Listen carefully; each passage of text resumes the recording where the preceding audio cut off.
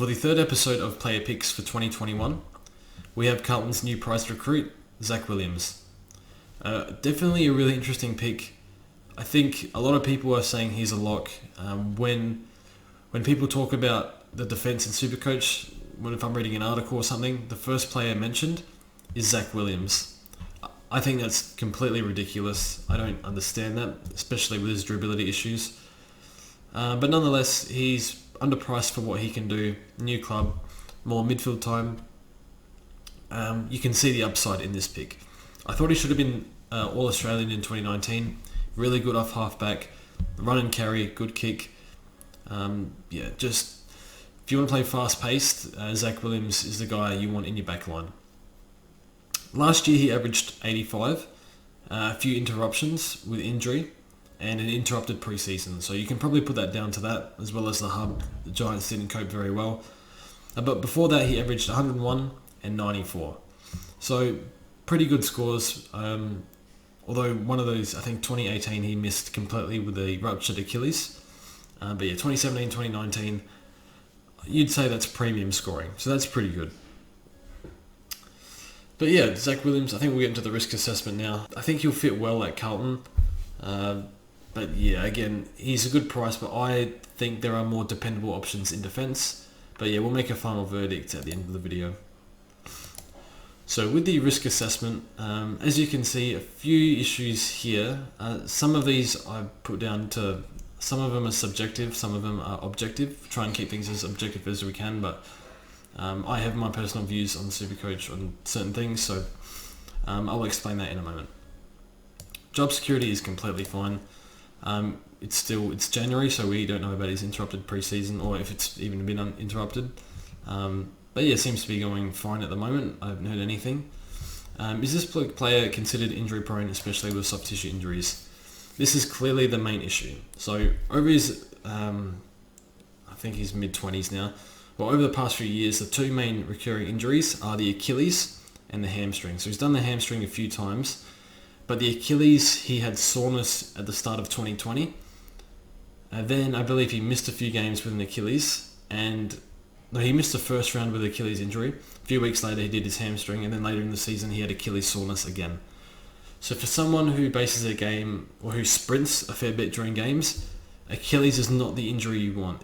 It's something you can manage. I think Zorko managed it all year, but playing forward, he didn't have to sprint as much. But that is a huge issue, and I hope that's not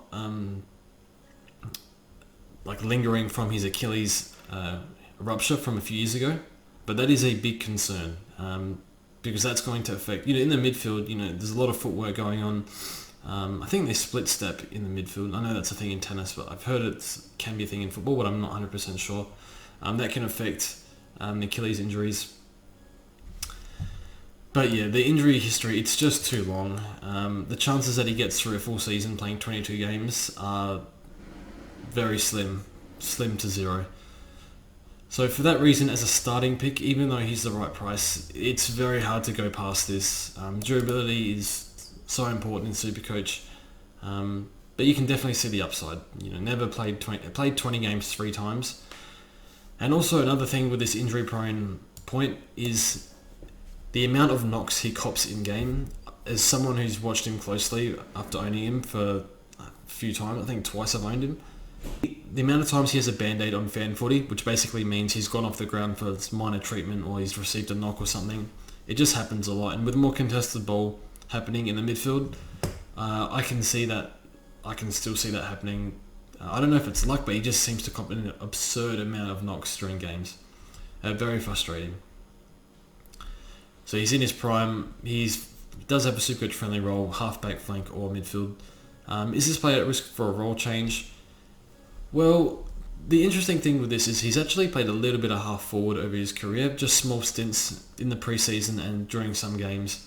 Very briefly though for the Giants. That's something he's capable of doing. I don't think that happens, but it's something to be aware of.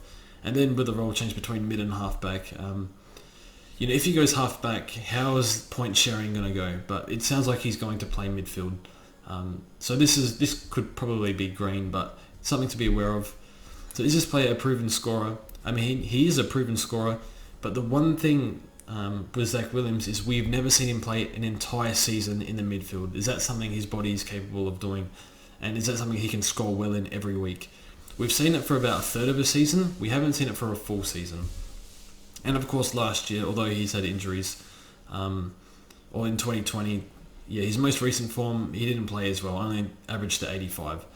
So look, I think, with a clean run out of good preseason, you would think that he gets back to, around 100 average or something.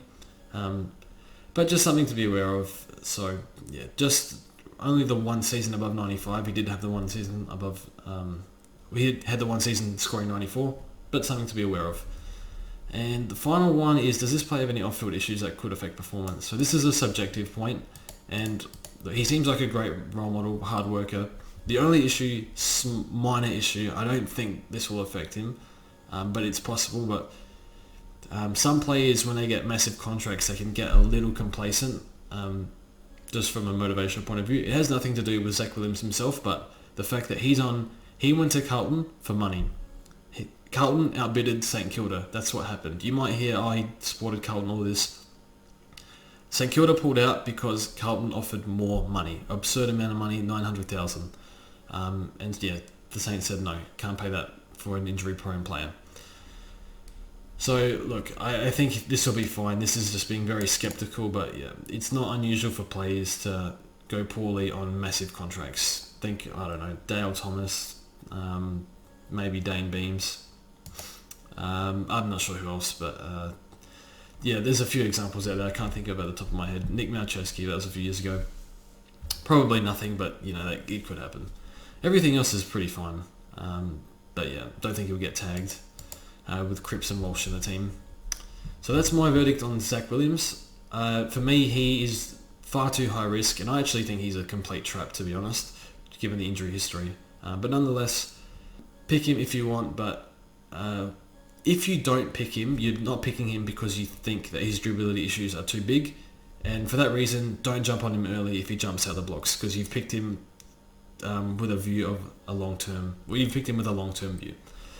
So yeah, I seriously doubt I'll pick Zach Williams. Maybe if we get 0 defender rookies, I'll consider him. Other than that, it's a no from me.